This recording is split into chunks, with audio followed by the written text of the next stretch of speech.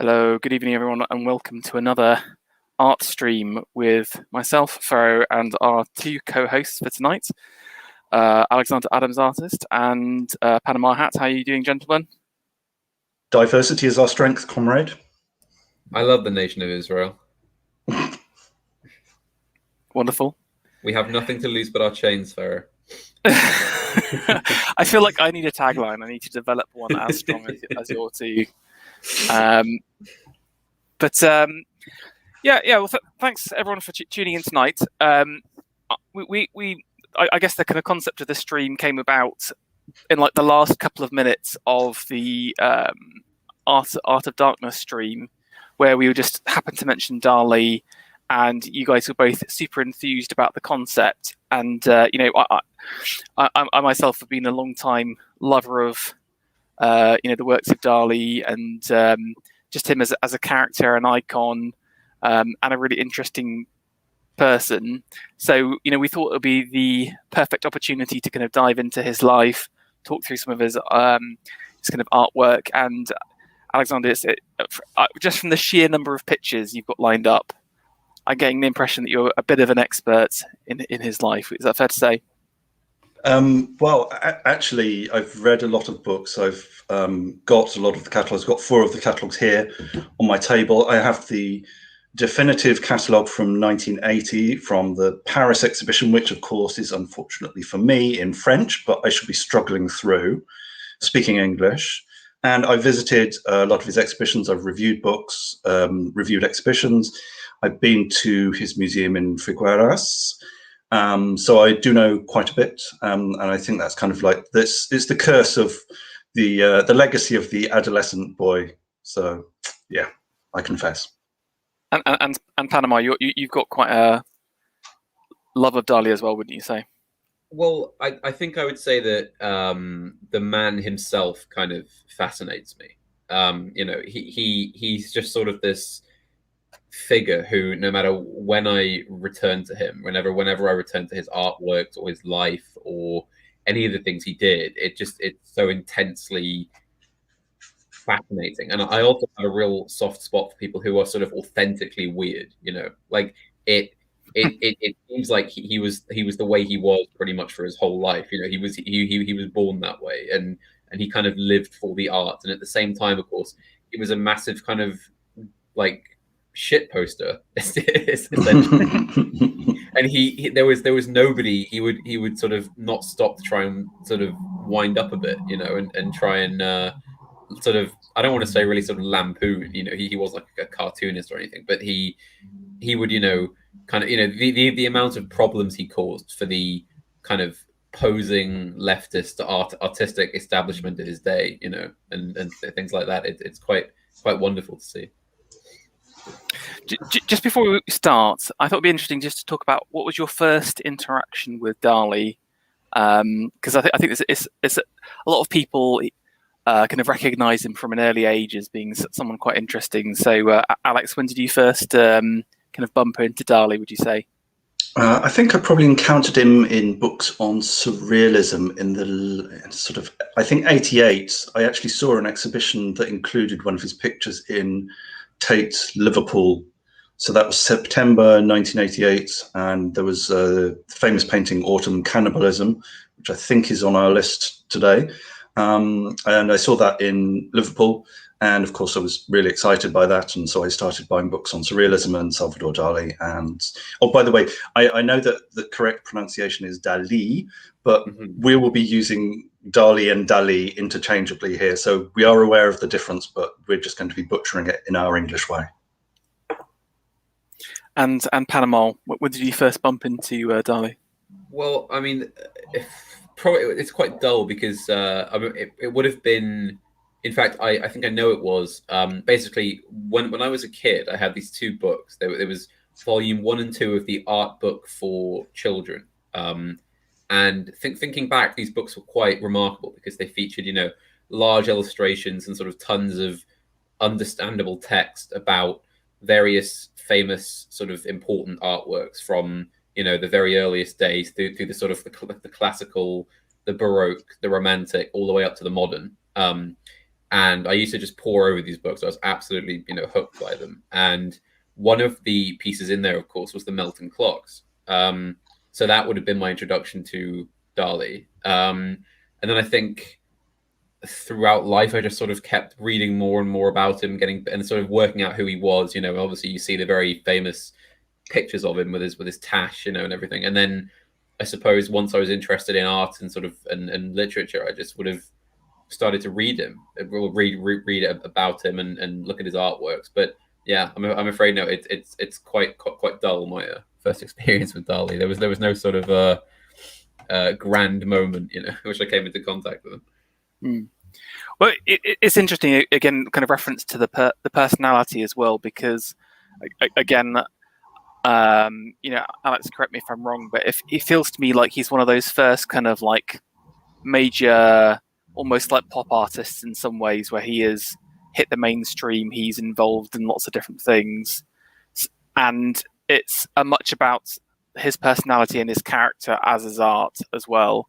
And again, he's just got such like a signature style and look, and also he ages incredibly well. I think I hope to age as well as Dali does. But should we get cracking and start to talk through some of his life and history? So Alex, I don't know if you want to kick us off while I start sharing some stuff with a quick introduction. Yeah, that's great.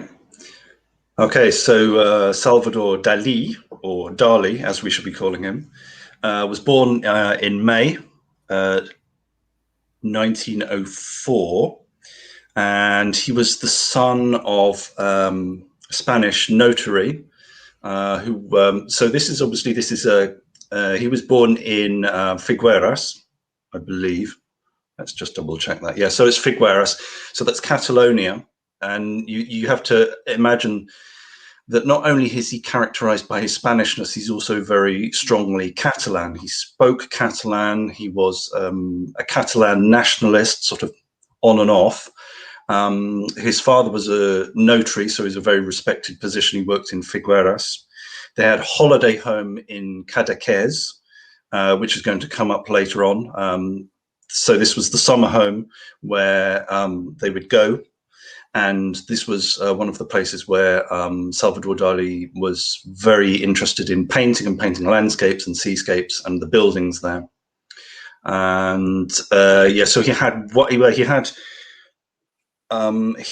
he had a brother who died before he was born, who was also called Salvador.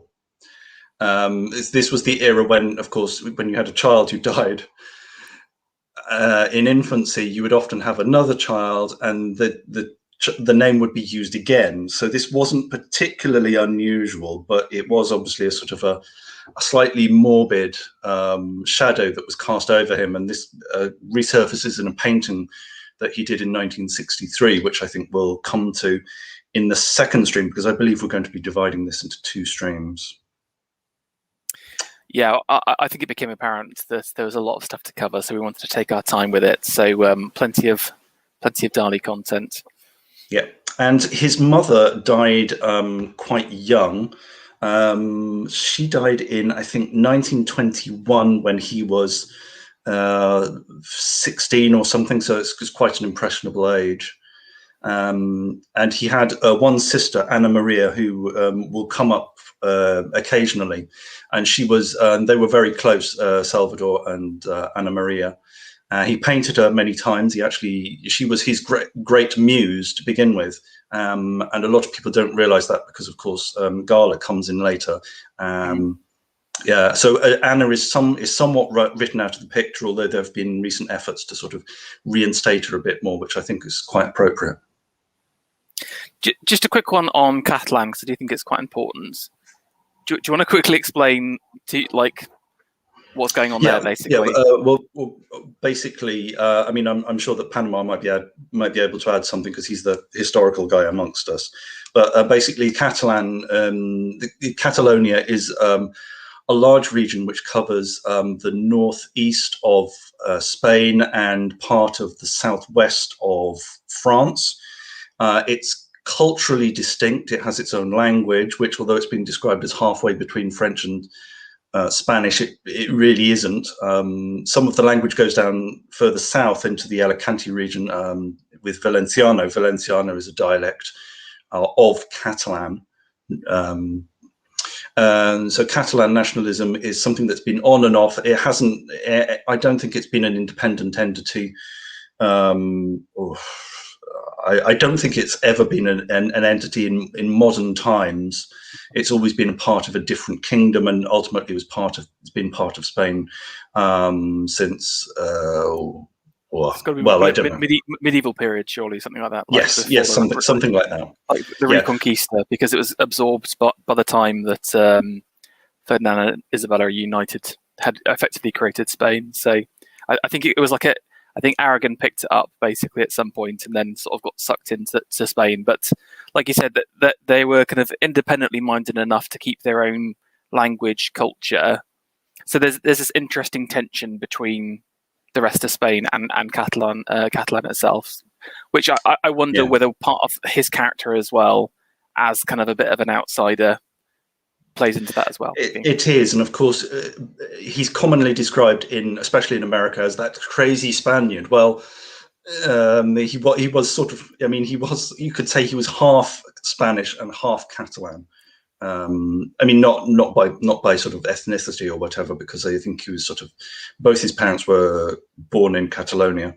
But so culturally speaking, he's strongly Catalan, and there are some strong Catalan features to him. But as people outside of Spain don't really know that much about Catalonia, they're just going to mistake that for general Spanishness or Castilianness. Okay. And then just also kind of like with this kind of early life period as well, just for some context. So Spain will have been is it still a monarchy at this point, or is it? Yes, yeah, I think it. Yes, yeah. I think it is. Yeah. Okay. Oh yeah. I mean, the monarchy doesn't come an end until about, I think, 1931 or something. It's quite late. So you said he was born in 1904, which is basically during a period called the Restoration. So basically, in the 1800s, Spain goes through this massive period of upheaval. It fights what's known as the Carlist Wars, which are basically the traditionalists under the flag of Don Carlos, who want to take down the Queen Isabella II and sort of abolish parliamentarism and sort of restore a more kind of medieval Spain. They end up basically losing with some concessions, and then the Bourbon monarchy collapses sometime in the 1860s, I think, and a republic is declared. The republic doesn't last very long. It lasts for about 6 years, and then a bunch of conservative politicians come in and rebuild the monarchy. Though it's not easy, and they bring in a man from, I think it's one of the Sardinian royal houses to come and rule Spain. I think it's Alfonso XII. And within a few years, he declares Spain to be ungovernable and leaves because the place is just such a mess. You know, you got all these different factions. There's no real sort of coherent vision for what Spain is. Well, it's full of Spaniards. Well, yeah, I mean, this is the main problem. And then basically, Alfonso XII, his wife becomes pregnant, and he declares that if it is a boy, he will abdicate, and then as soon as the boy is born, he will be declared king. And it is a boy, and that boy is Alfonso the 13th, who is, as I say, king from the moment of his birth. And he is ruling. He's of age around 1900. I think he's of age around 1904. I think he's in his late teens at that point. And he will go on to be king until 1931. So at the moment in 1904, things are peaceful. But obviously, within a couple of years of him being born, Spain will begin to disintegrate. And then it will go to fight a war in Morocco from sort of 1909 up to around the sort of early 20s, which will go disastrously. Spain will eventually win this tiny little region. But it does not go well. And it's also worth mentioning that around the turn of the century, Spain loses the very last of its colonial possessions sort of important colonial possessions to the Americans.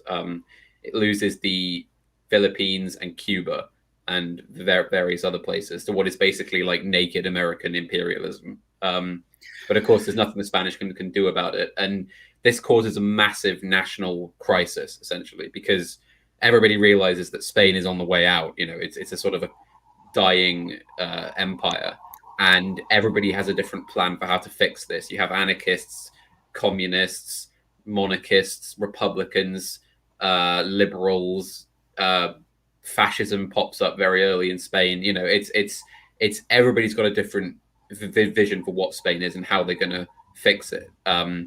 And this, of course, will eventually come to a head in the Civil War in the 30s, which is broadly between nationalists and leftists, essentially. So yeah, like I think the key thing to me is that Spain is a bit of a relic of the past, considering like how in terms of a lot of European countries had become either constitutional monarchy or republic already by that period, and also Spain's well past its kind of best period, but it's still producing some quality artists, and like Spain's still well known for its artists and its artwork as well, isn't it, Alex? Mm-hmm. Yeah, absolutely. I mean, they've produced Picasso. Picasso's born in 1881. You've got Juan Miro, who's the Spanish surrealist. I think he's born in 1890 or something like that. So you've got Sorolla as well. Sorolla is the sort of impressionist, post-impressionist guy, famous for his paintings of beaches. So you do have some notable artists, but they tend to be following the French. I mean, for example, of course, Picasso famously, when he wants to, he obviously moved to Paris because that was the big art center. And a lot of artists, there was this kind of a sort of Art Nouveau modernist scene in Barcelona, but it's very much, but they're running basically about sort of 10, 15 years behind everywhere else. Okay, so yeah, I think that set the scene quite nicely. Do you want to talk about kind of like his like artistic training? Yeah, so basically he went to a school run by monks. He learnt French at school. His French was actually fairly good. He had a very, very strong accent. His spelling was pretty bad. But he was actually quite well versed in French before he went to France itself. So traditional upbringing. He was very spoiled. He wanted to be a chef, and then he wanted to be Napoleon, and then he decided he was going to become the greatest painter in the world. And his parents indulged him. The family was quite well connected. So you'll see the name Pichot come up. That's a family of Catalan intellectuals, writers, poets, and musicians. So the Pichot family will come up. I think it might come up briefly. So he goes. So he studies. He studies art. I think privately, and I think maybe So he starts painting around the age of 6 in 1910. So he's doing landscapes. He's working a lot, following books of artists of the time. So he's looking at things like Whistler and Turner and stuff. So all these books are kind of like 20, 30 years behind the times. But these books are in French, and he's sort of looking at these black and white reproductions and kind of learning his craft from those. Okay, interesting. So when does he start producing kind of his first significant works? Well, I would say around sort of, you're talking around 1918. So this is when this painting is from. This is Fish with Bowl, 1918. So you look at this and you'll think of, Velázquez and Zurbarán and the sort of the Spanish Baroque painters from the sort of the 17th century and so forth. So this is very much in the Spanish tradition.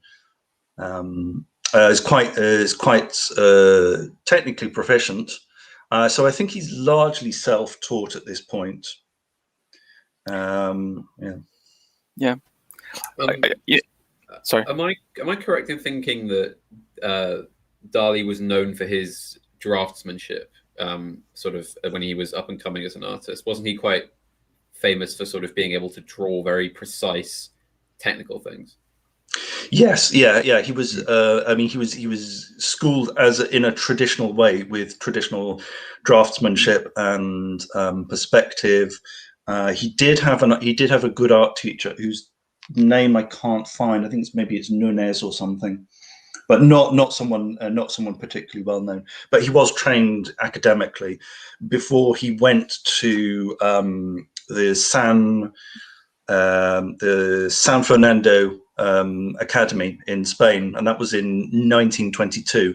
But already he was considered a prodigy by sort of 1918, 1920. So hold on a second, what was his birthday again? He was 1904. So at this point, he's 14 years old. 14. Okay, yeah. It's pretty good for a 14-year-old. Absolutely, yeah.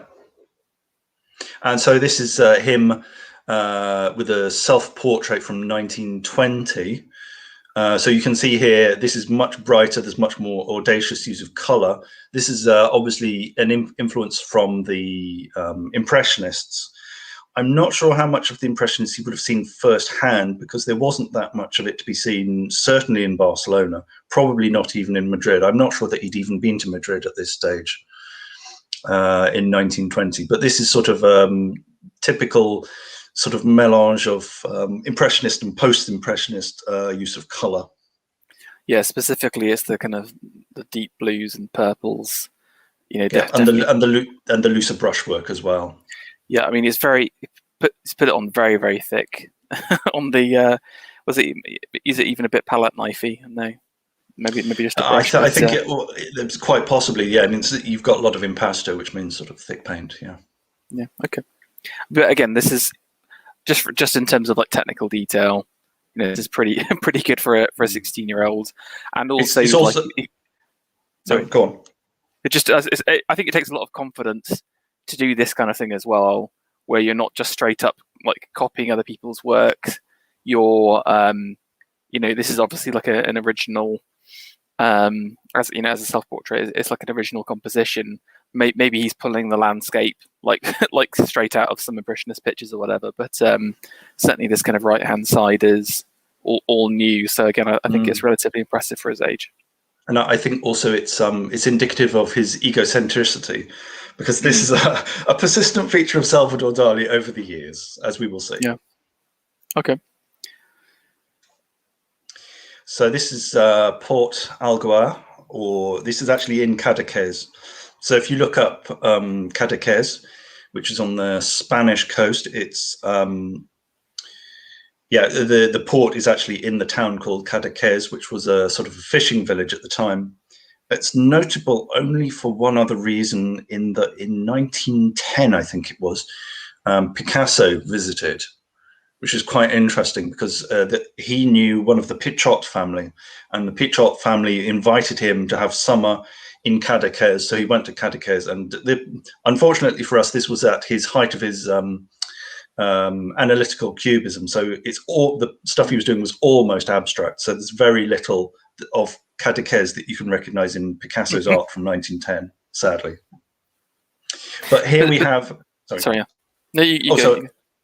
So basically, this is a combination of this quite sort of dry, faceted style of Spanish painters. Also, you've got a touch of Art Deco, I think. With all the sort of the flat facets and stuff. And there's also a movement called Purism, which is very current in around from sort of 1918 to 1925. So this is 1923. That's right in the middle of that. So he hadn't probably seen any of it firsthand. He might have seen it in art journals or reproduced in newspapers. So this is a view of Cadaqués, where his family had a family house, a summer house, and this is this is an area that he used to paint quite frequently. Yeah, and obviously this is like a huge departure from this kind of style of painting, where again, I mean, look at the sky. It's much much smoother gradients inside there. Like you said, everything's kind of, there's a flatness to it, with that kind of there's maybe a little touch of cubism, touch of almost futurism in there as well, with some of the kind of the shading and stuff. And then I think particularly the women are very deco. This kind of accentuated, like quite blocky curved, women. But it's interesting just to see how, like, in a couple of years, he's kind of experimenting, trying different things out. He's still finding himself, and he's willing to, see what's popular in the art journals, and then trying to see what he can do in that space as well. Well, something that's very common with young artists, student artists, is they're trying out lots of different styles in a short period of time just to see what they're good at, what they like, what's fashionable. So he goes through these phases of impressionism, post-impressionism, futurism, cubism, purism,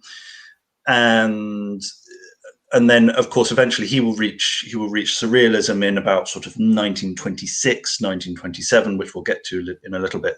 But this is part of his phase of, if you look through his catalogue, and we're getting a lot of our images here from Salvador-Dali.org, which is a comprehensive catalogue of all of his paintings. So that's a very good source. If you want to actually see the whole of his work developing over time, you can actually go through to this website and click through. Oh, there's the bay. Yep. So there's a photograph of the place where he was standing, more or less, and that's how it is today. I mean, it's interesting to see what he's done versus reality. So you can see how actually there's a sort of flatness across here. So this left side is basically like an exact reproduction of the space, but he's put the church more in the center, shifted it along a little bit to the left, but also raised it up. So you're filling more of the portrait, more of the kind of form factor. So again, there's not a lot of dead space with the sky, but I wonder if there's a bit of significance even then putting the church in a more kind of commanding view. So he's simplified it a lot. So actually, you look at that and you'd think, well, he must be standing on something 20 foot tall to get that kind of perspective, that view. But obviously, that's a stylistic thing that he's simplified it and dramatized it. Yeah, because you'll be at the eye view is like you're about 1.5 stories high or whatever. But interesting. Yeah. No, I'm very, very taken with that piece. I think it's quite excellent, just personally. Yeah, he was producing really attractive pictures from quite a young age, which is both a testament to his talent, but also it's kind of worrying in that he's trying to please people, and I think that this will hamper him slightly later on. So in 1922, Dali is admitted to the Real Academia de Bellas Artes de San Fernando in Madrid. That's in 1922. So he's going there to study art. That's the Royal Academy founded by Goya, actually. And so he went there to study art, to improve his technique. This was sort of the center of avant-garde art. It had kind of slightly picked up from the time when Picasso was in Barcelona in sort of 1900. 20 years later, Madrid had slightly caught up, so there was actually an avant-garde art scene in Madrid in the 1920s, early 20s, and this is where he met he was at the student residences, and one of the people he met was, of course, Louis Buñuel, the future film director. And they became good friends and would collaborate a little bit later on. And this is a portrait of Buñuel from 1924. And so again, you can see this is the sort of the purist, simplified, dry style of this is the year after the painting of Cadaqués. So it's the same style, but here, of course, it's turned to the figure. And I think this is quite an impressive portrait, quite powerful. And also, it's interesting how we keep talking about the landscape here again, because he's chosen to put in this.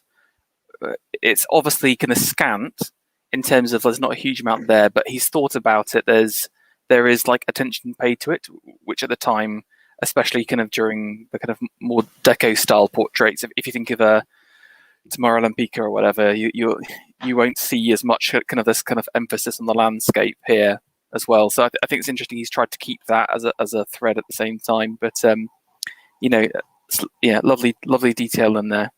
It's very, very stylized as well. You're right to draw the comparison with Tamara Olympica, who was Art Deco painter of this period. And her works, actually, interestingly enough, their paths did cross in the 1940s when they were both in New York and Hollywood. Okay, interesting. Just in terms of the palettes here, it's worth mentioning as well because it's all quite muted tones as well, isn't it? There's a kind of a bit of a greens from the eyes, from the face a little bit, but everything's very saturated. There's no kind of vibrancy. And again, if you just flip back to that impressionist again, it's so far away from that as well. So it's interesting how he's kind of again evolving his color taste and being a bit more sophisticated in some of the tones. Yeah, I think this is a reaction against the youthful impressionism, because impressionism by 1924, everyone, including Dali, had realized that impressionism was actually something from the 1870s, and that he really had to sort of get with the program, which was the call to order, which happened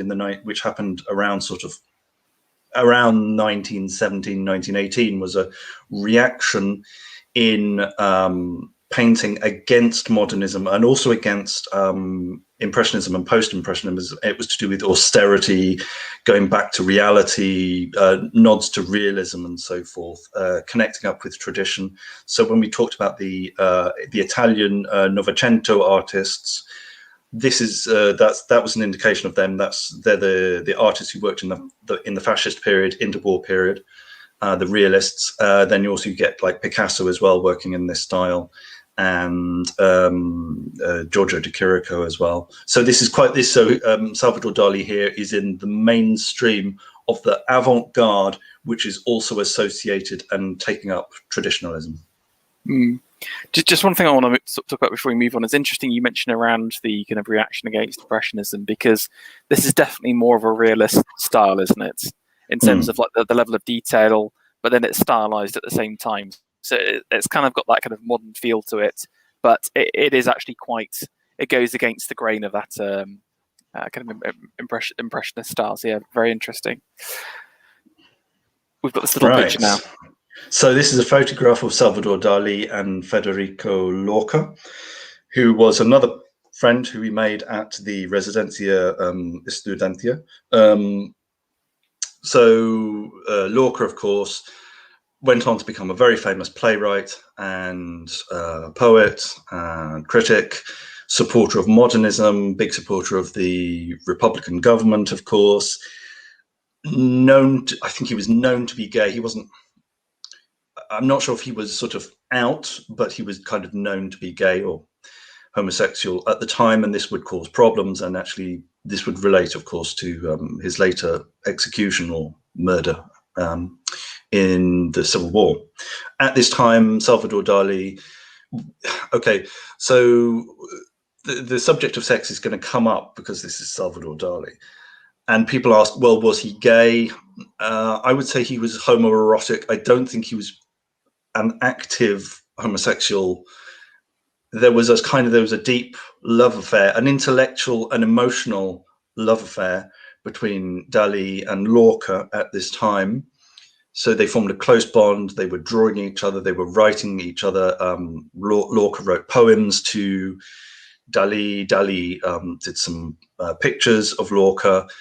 So they were very close, and there was a strong sexual tension. But I would say if you're interested in this subject, there is a very good biography by Ian Gibson, who also wrote a biography of Lorca. Ian Gibson's an Irish writer who lived in Spain, spoke Spanish, very, very, very strong historically, and he wrote the best biography of Dali. So I would say if you want details about that, you should go there. He also did a multi-part documentary, which you can find on YouTube, and I recommend that very highly.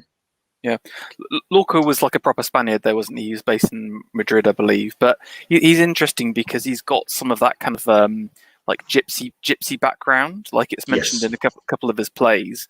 So Yeah. you do get the impression with that, and obviously the homosexuality, that again he's a bit of an outsider, but he also becomes the toast of the town in Spain very much until those incidences. So I think it's no surprise that they kind of formed that bond in my mind as kind of you know joint mavericks, so They also say that they formed a trio. So you had Buñuel, Dali, and Lorca were all good friends. They were corresponding with each other whenever they were apart. They were sort of writing stuff together and collaborating at this time. Nice. And this is an example of their collaboration, I believe. This is Lorca's portrait of Salvador Dali. So Lorca was an amateur artist, quite spirited one. In which respect he's actually quite similar to Kafka, because Kafka actually did sort of naive drawings. Yeah, they're actually quite good, very stylized. So this is one of the portraits of that Lorca did of Dali. Kind of makes him, again, maybe this is just me reading too much into it, like some kind of Tudor-esque gentleman, because you can see a bit of a ruff going on there. He's obviously playing some kind of lute/instrument, and then the moustache. But it's a very interesting representation of Dali there. Yeah. So this is a painting. I'll just get the details up here. So this is still life of 1924. This is the purist style. Then purism is it's an offshoot. It's kind of like halfway between Cubism and Art Deco. So you have lots of straight lines, lots of flat surfaces, a very carefully graded paint, an aversion to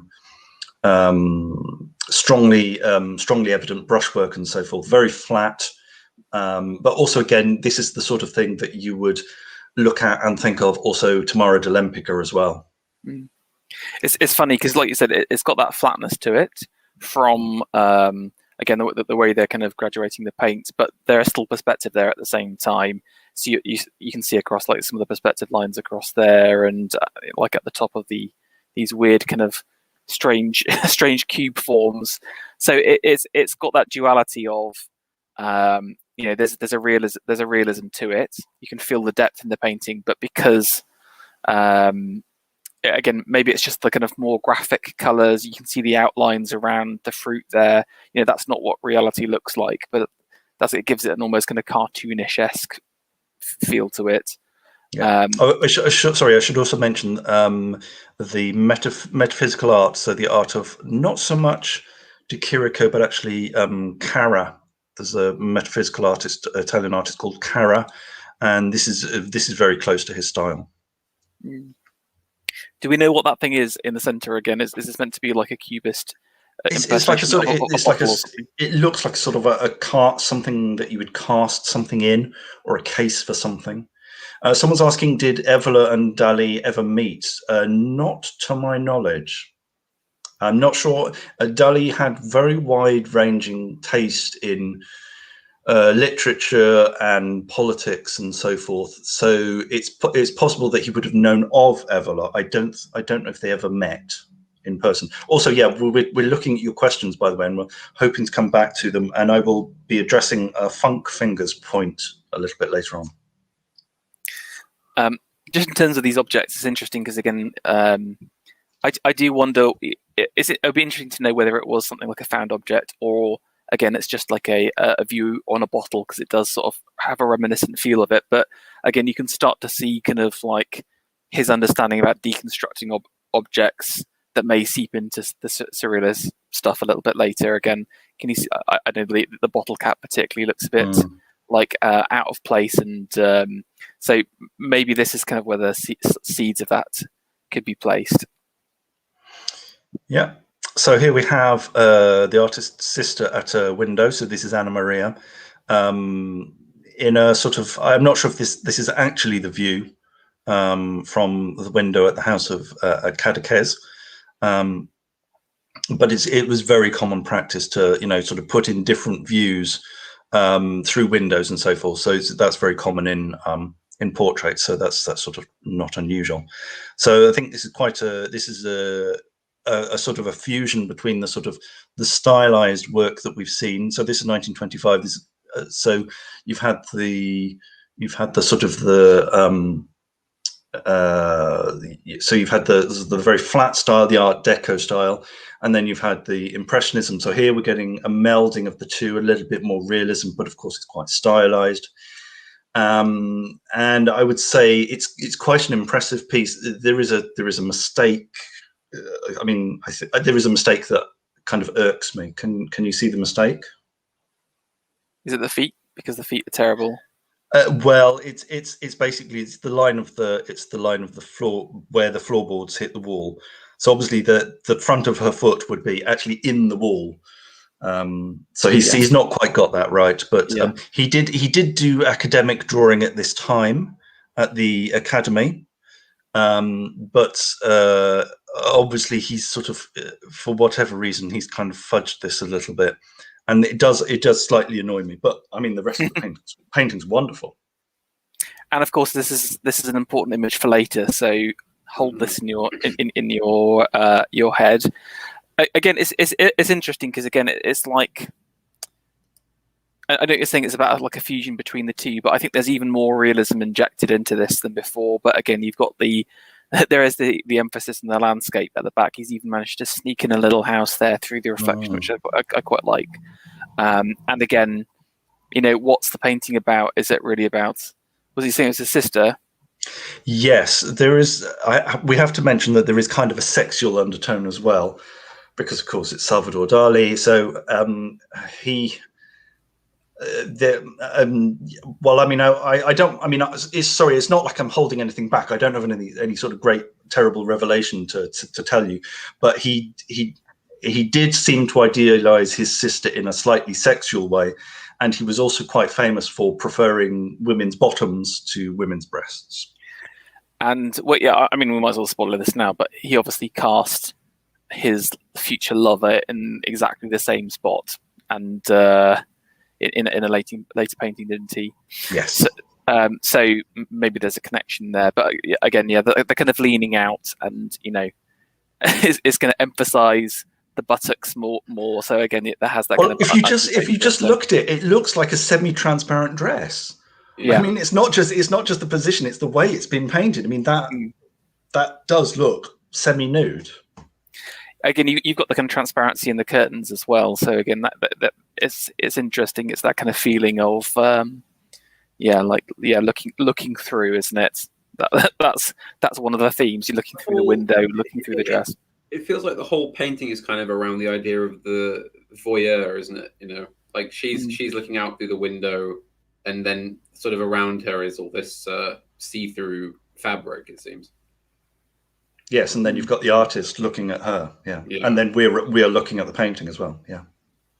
Also, if it's worth mentioning, I actually have this poster of this painting. Is this another print?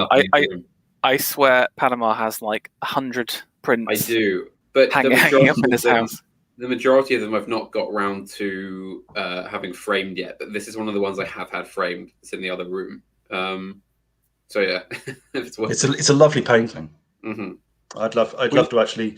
Yeah, I mean, even a print is great of this, I think. Okay. All right. So this is Salvador Dali's father, painted in 1925. So this is a few years, obviously, after the death of his Dali's mother, who died in 1921. So this is his father was very dominant. Salvador had very difficult relations with his father, who was obviously a very important man, very highly regarded, quite respectable, quite conservative. The son more obviously just sort of reacting against, trying to assert his independence, but there was obviously a lot of conflict between the two of them, and you can see this in this sort of quite dominating portrayal of the father. I think that there's been a lot of comment about the positioning of the hand and the pipe being quite sort of sexual.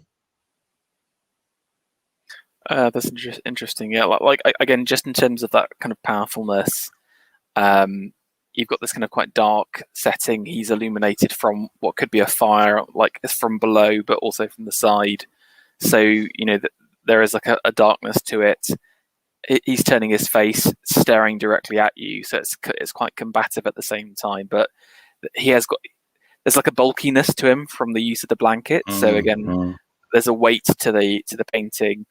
I mean, just in terms of style, you can see on the hands, it's definitely more of that deco stylings where everything becomes these kind of like spheres and cylinders, as opposed to kind of like more realistic interpretations. But I really like this. It's very nice. Yeah. So obviously he's kind of paying tribute to his father, but he's also, he's putting his own feelings into it quite strongly. Mm. So Basket of Bread from 1926. I should point out that by this time, Dali, I think, had already had his first exhibition. I think it was when he was 20 years old. So now he's about 22. So he's already regarded as something of a prodigy. 1926 is the year that he leaves the academy. Now, there's some debate about whether he leaves voluntarily or he's expelled.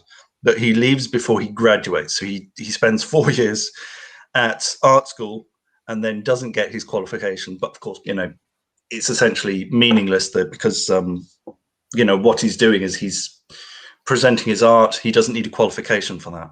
So I guess he's got the rep. If you're getting an art show by the time you're 20, you're probably getting enough reputation to kind of so he's already built up a great reputation in Spain as part of this intellectual elite, the avant-garde.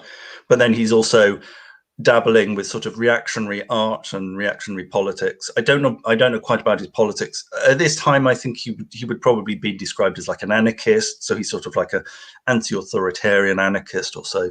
But also as an artist, he's a reactionary. So he's doing something like he's going back to Zurbarán and Velázquez. He's going back to the masters of the golden era of Spanish painting with this super realistic painting of a Basket of Bread. It really has that hallmark, doesn't it? I mean, the sort of dark background, the way the cloth looks, it really has that overtone. If you had scrubbed off his name and presented me with this, I could have thought this was something from the 1500s, just the way it looks. Yes, it's that the chiaroscuro dark and light balance, but like I think he takes it even further because that little piece of bread there has a kind of almost a hyper realistic feel to it, which surpasses, I think, some of that kind of the Dutch master style there. That's most excellent, although it's a very smooth bread. Maybe it's specific Spanish bread that feels super smooth to me. But again, I think it just shows Dali is a man who could really paint paint very well. A Spanish bread is famously terrible, by the way. I've eaten it, and it really is not that good. Because it's the thing is it's the wrong climate for bread, so it dries out instantly.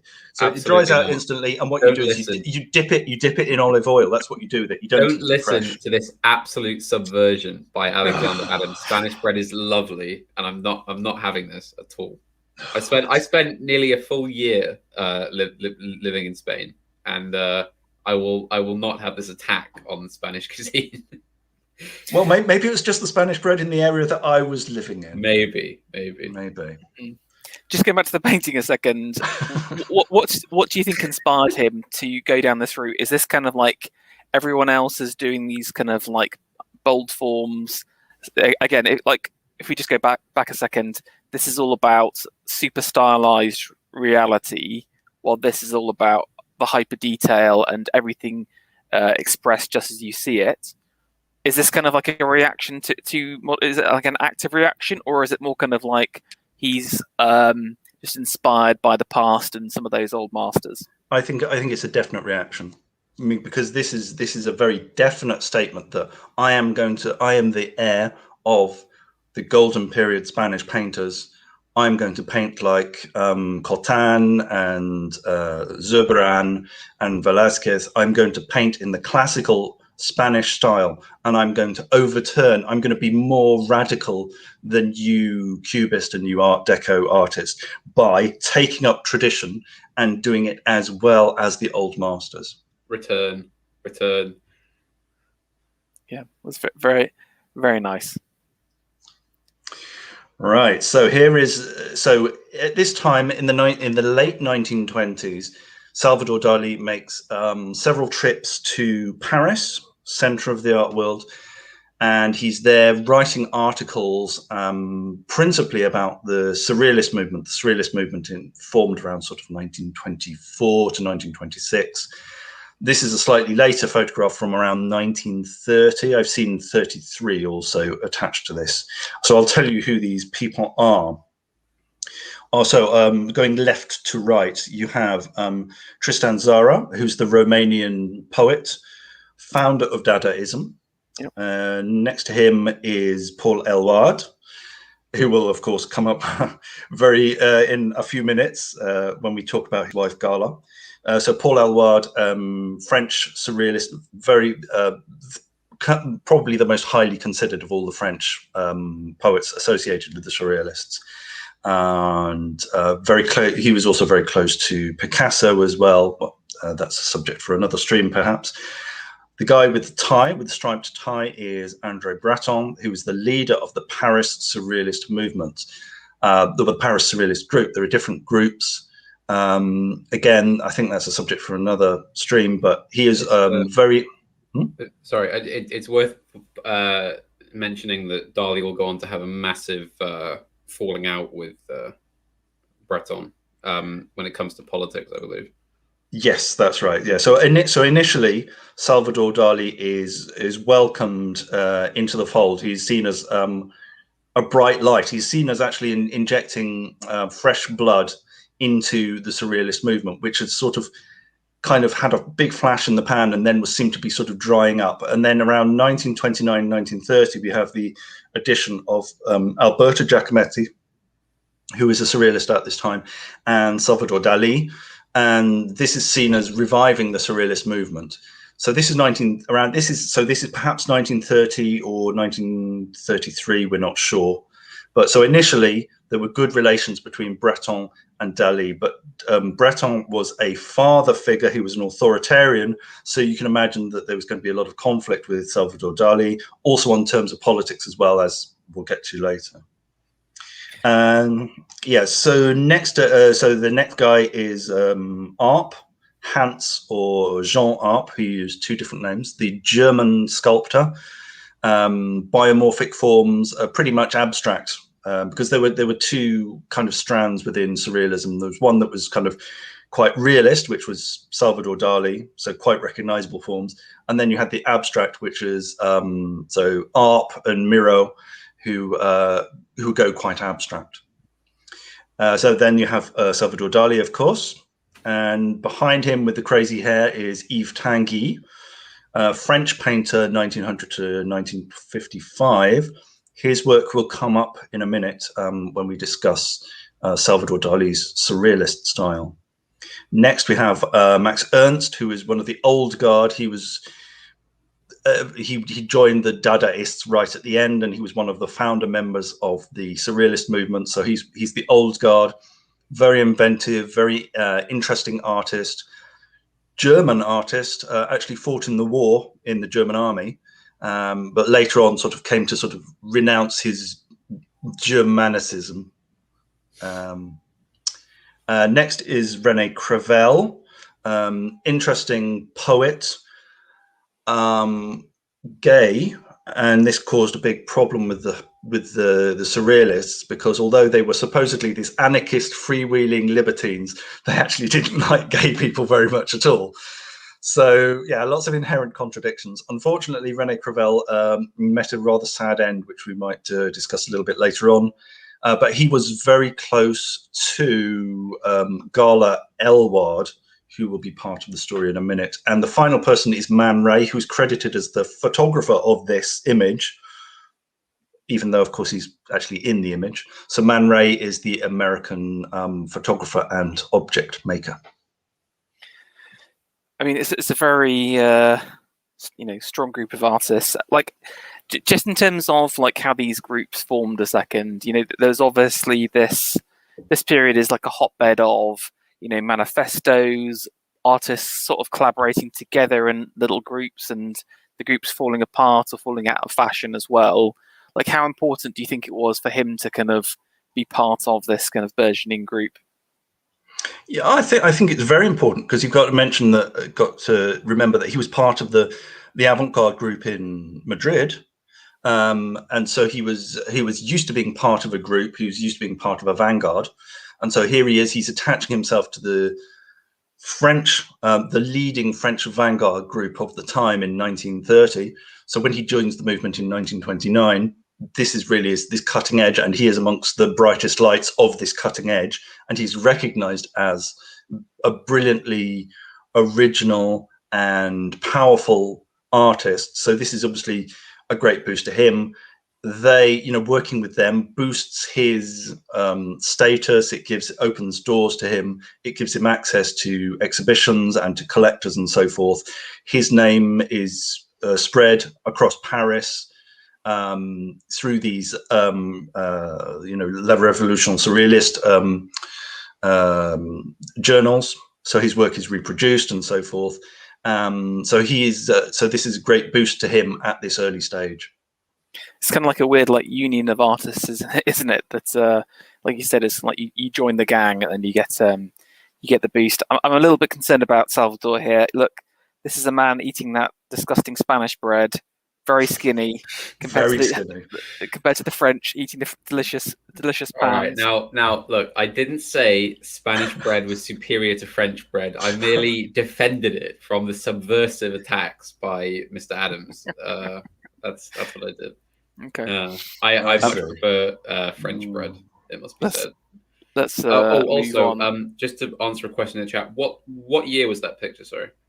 Well, I've seen different years given. So 1930 or 1933. Mm-hmm. So Dali moved to Paris in, I think, so the end of 29 or early 1930. So that's another version of the photograph in slightly different. I sort of like this one better. It's kind of like a bit more casual, a bit more fun.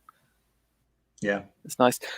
I guess this kind of shows the importance of France during this time as well. You've literally got Americans, Germans, Spanish, all descending on France. Everybody so this is kind of like the most avant-garde of avant-garde groups in the world at this point. I mean, I don't want to sound flippant. I think this is probably true.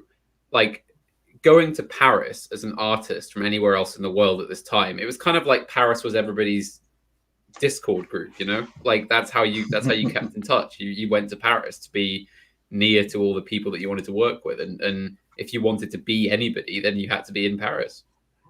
Yeah, and Dali got a lot of his cred, his wider cred in Barcelona and Madrid by going to visit Paris and writing articles about the surrealists. So he was actually a link between the Paris artists and the Spanish artists, and so he was seen as sort of as the Spanish correspondent in Paris. Of course, not portrayed in this is Juan Miró. Juan Miró is another Catalan painter who was joined the surrealist movement very early on, and Salvador Dalí went to his studio to talk to him in the mid-1920s. Okay, and yeah, this is, I guess, the first work after interacting with those guys. Yeah, so yeah, basically in 1927, you see a change in his art. He becomes much more experimental, much more flat, much more daring. The colors become much more ambitious. So this is called the Rotting Donkey from 1928. Rotting Donkeys, of course, become one of his feature motifs. And here, of course, this is much more abstract. So this is closer to artists like Juan Miró and André Masson. You can see he's applied gravel and sand. So that's where all the speckling comes from. Yeah. And it's also very stylized. So he's got these sort of beautiful curvilinear forms in black, shaded with white. You also have a view of the distant sea as well, and the moon. Yeah, it's very interesting. Just on the color palette, again, this is like a total departure to everything we've seen before, because again, there's the purples, the reds, yellows. There's kind of like a bit of like complementary colors. There's quite a lot of clash going on there at the same time, but it's no one else is doing something like this, I guess. You've got the rotting donkey here on the right hand side, which again is pretty well. In some ways, it's quite nicely displayed. You can see like the muscle grouping on the back legs, showing that this is a man who studied what it is to make a donkey, but then had it slowly start to disintegrate as you go further until you're left with that kind of skeletal head.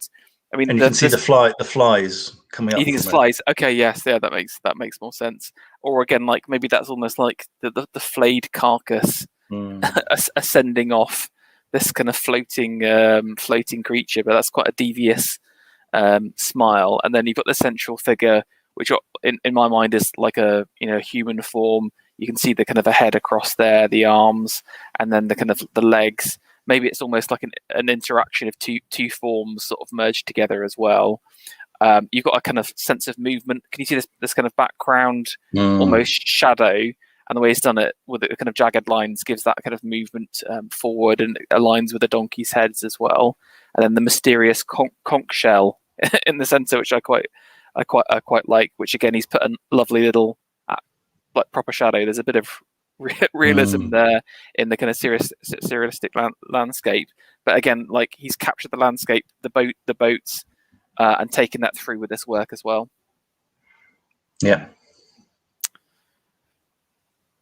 So this is a painting from 1927, The Extinction of Useless Lights, by Yves Tanguy, as you can read above.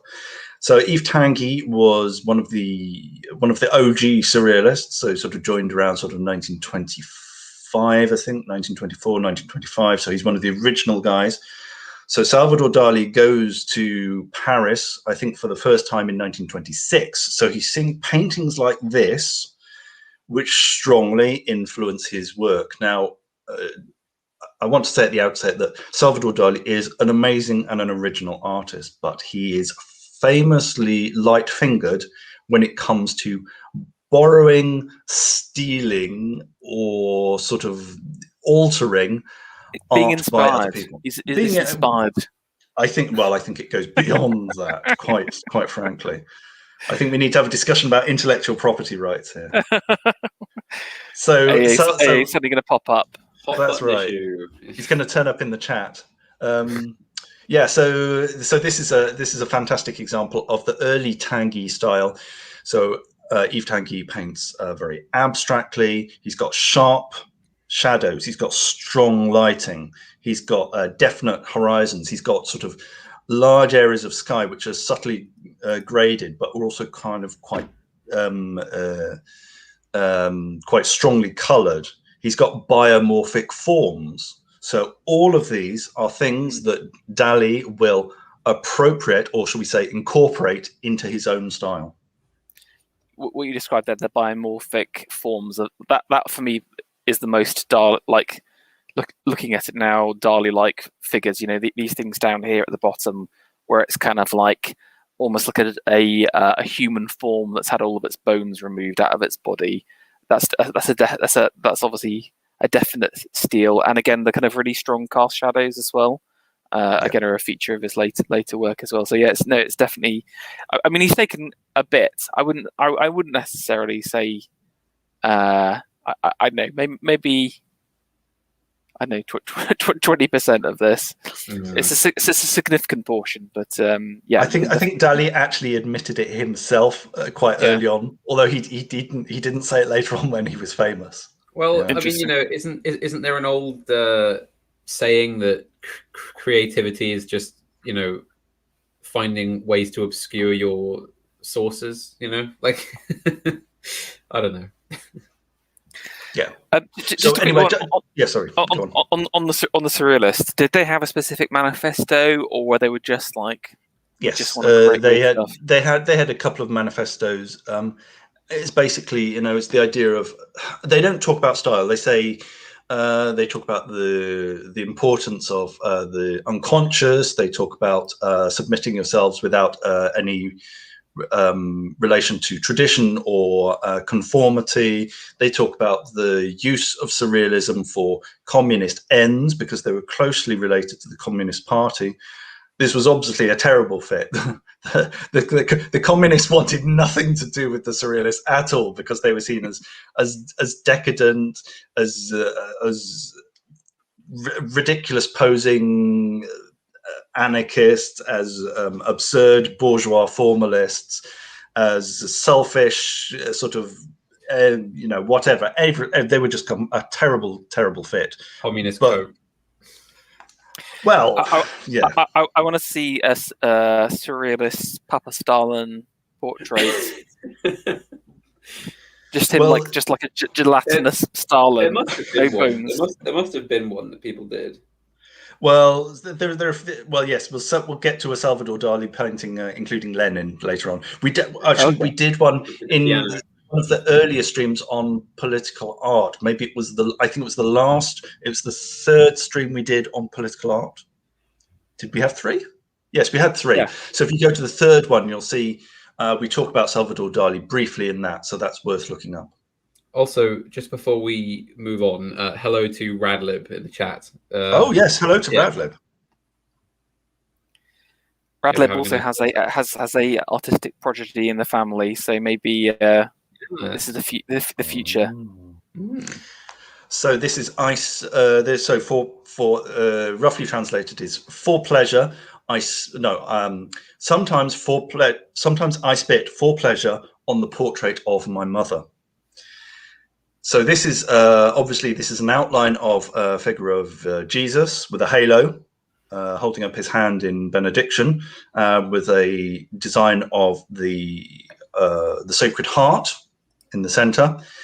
And this was a painting that caused a little bit of a problem with Salvador Dali's father.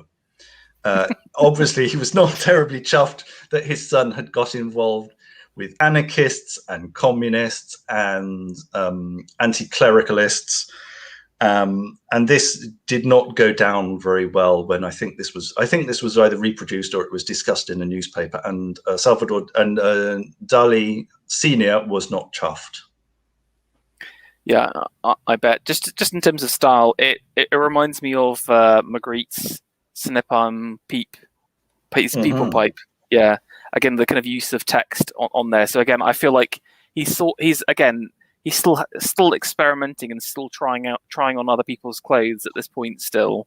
And this is obviously, the fact it's written in French, for example, shows where it's taken from. But again, it's a huge departure. This is, he was doing this kind of hyper-realistic breadbaskets, champion of the old masters, and now he's doing this kind of like top text, bottom text meme art. But just on the subject a second, obviously it's kind of, there's the dual meaning of, I spit on my mother or whatever, so his actual mother, but then you've obviously I spit for pleasure on the portrait of my mother. Yes, there you go. And obviously it's kind of got like references to the Virgin Mary and the kind of Catholic traditions as well. So it's almost kind of like spitting on your religion and there's the kind of, do you know what I'm saying? There's the dualities of I'm spitting on my family, but I'm also spitting on tradition and religion itself as well. So and the fact that the icon is this is almost like a form of iconoclasm, because not only has the image of Mary been subverted and replaced by a single line, it's been defaced by this kind of graffiti-like text, which is kind of just like saying that I spit on you. So it's a very subversive piece of work for deeply Dali, subversive.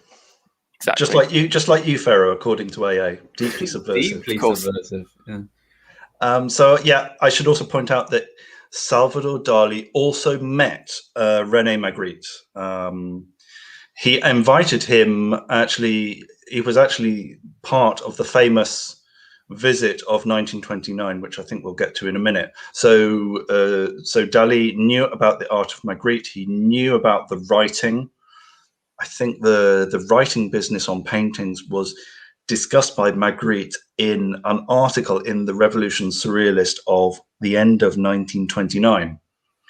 So this is this is sort of they're kind of swapping over ideas.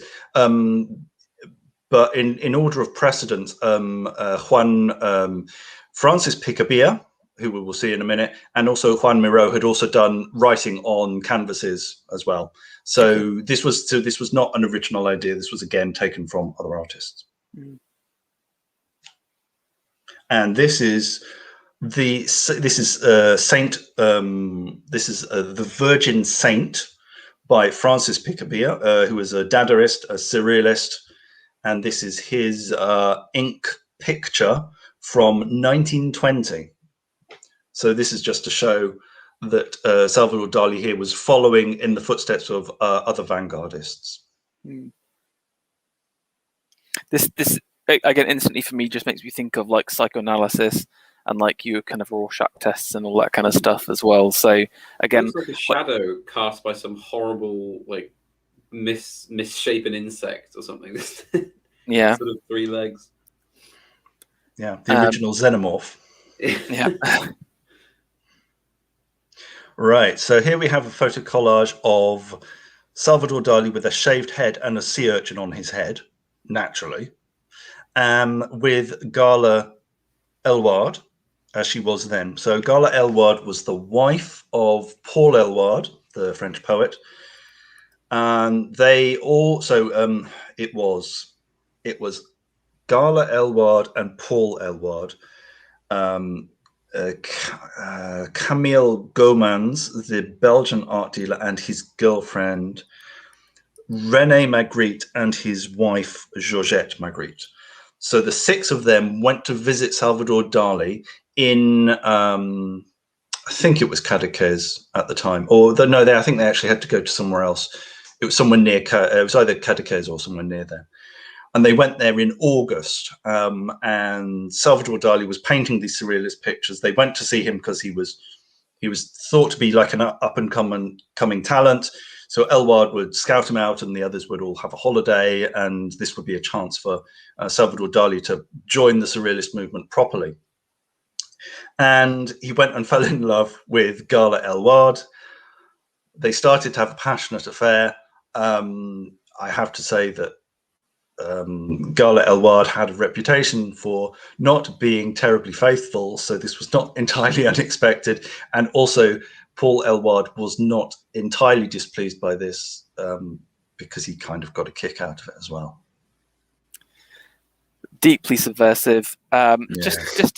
Just on that relationship, I've always thought that Gala is not only way older than him. Was it like a 20-year gap or something ridiculous? Yeah, so she was born in 1894. Okay. She was Russian. She was a white Russian, and so she ended up in a sanatorium in Switzerland, which is where she met Paul Elward, and they were married. And at this time, she had a child. Now, Cécile Elward had a very difficult upbringing indeed, because obviously both her parents were kind of shagging around, and her mother pretty much disowned her. And this is Gala Elward was. I mean, it's not really our place to judge, but I think she was actually a very poor mother. It is our place to judge. This is okay. We're judging all this art, and I'm saying that's terrible. Okay, well, we have judged her and condemned her. Also, I always thought that Gala is like not an attractive woman, but Dali is like a relatively handsome chap.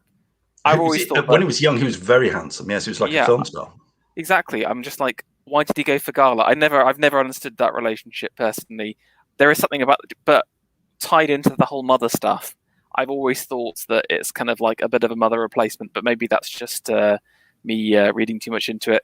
Just in terms of the art itself, so obviously this looks like a photograph at first, but there's a few things that kind of make it, like you said, it's actual photo montage. So you can see here her arms go over the edge of the building, but then the leg goes underneath. So this is obviously, they're superimposing a couple of images. Do you know how many images were used or anything? Well, I think basically it's so Dali and the wall is one photograph. Then there's a second photograph, which is Gala, and then I think the rest of the stuff around Gala is painted or drawn. Okay, that's cool. Also, just I've noticed, I think this is a starfish, one of those kind of long arm starfish. So he is. Yes, that might be, yes. And then the sea urchin on his head. Yeah. So he was also basically on the edge of a nervous breakdown. So he was dyeing his moustache and painting himself with goat's dung and laughing manically. And of course Gala fell in love with this weirdo. Yeah. The story is old time. As soon as someone puts sea urchin on their head, that's got to be a red flag. That's got to be a relationship red flag for Gala. So, chaps, if you want a lovely Russian GF, just smear yourself in dung and wear sea animals on your head, and you'll get there. Actually, I have to tell you, this is slightly after he got together with Gala, because he shaved his head as a sign of penance, because essentially this got him kicked out of home, because he was living with his father and his sister at the time, and basically him picking up with a married Russian woman who was also a mother was kind of like the final straw. This wouldn't fly. Yeah. Salvador Dalí Senior said basically, "Get out of my house. This is too much. You've gone too far." And so he was kind of expelled from the family home, and he eventually would find a fisherman's hut in a place called Port-Yigat, which is where he and Gala would live. And Port-Yigat becomes very, very important, especially after the war, when basically that's where they live for most of the time. But basically, he moves from. I don't think he had any connection to Port-Yigat before. He was based in Cadaqués, which was on the coast. But then his father kicked him out of Cadaqués, and I'm not sure. Well, anyway, we'll get into what happens later on. Also, good evening to Mr. J Green River. I see has entered the chat. Oh, hello. Hello to everyone in the chat. Yeah. Yes, so this is Port-Yigat. So this is a view. This is the egg is a later addition. I was going to say we're going to mention the egg. Just like no one's talking about the egg. Yeah. Is that literally like a little pigeon, a dovecot? Sorry. No. That's actually the top of there's like a sort of a tower thing. That's the highest part of one of the high parts of the house, and that view is of course something that will become very famous in the later paintings. So it's basically a fisherman's hut. It was very, very Spartan when they moved in. They would extend it and add all sorts of weird things to it.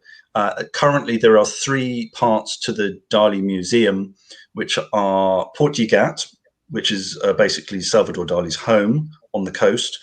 There is the Theatre Museum of Figueras, which is where the main bulk of the art is. And then there is the castle of Pubol, which is where Gala later lived, which will be discussed in the second part of this stream. This is another view. Yeah, and this is what eventually became their houses, or the this has been modern. I think this has been modernized slightly and expanded. Yeah. Okay. Right. So I don't know how much we. I've just got one still from this. Very famous. This is the very famous still. So this is Le Chien Andalou, the Andalusian dog, which was a collaborative short film between Louis Buñuel and Salvador Dalí, made in 1929. So in 1929, Salvador Dalí joins the Surrealist movement. So he's hooked up with Gala. He's decided he's going to become a surrealist. He moves to Paris. he's working with Louis Buñuel, who's a sort of up-and-coming avant-garde film director, and they make this sort of 25-minute film called Le Chien Andalou, which is great film, lots of strong, striking surrealist imagery. And of course, the famous one is, of course, one of the many famous scenes, which you can find in stills, and you can watch the whole film, I believe, probably on YouTube. One of the famous scenes is, of course, the woman imagining the man, her lover, her love object, taking a razor blade and slicing her eye at the same time as a cloud goes across the moon. Mm-hmm. And I believe they used a cow's eye, and then sort of. Yeah. I think it was donkey or cow. Yeah, I've heard endless rumors about what they actually used for that shot. I don't know if there's been sort of definitive proof of what they actually used, but I think that was part of the intent. Really, was to keep it sort of mysterious and yeah.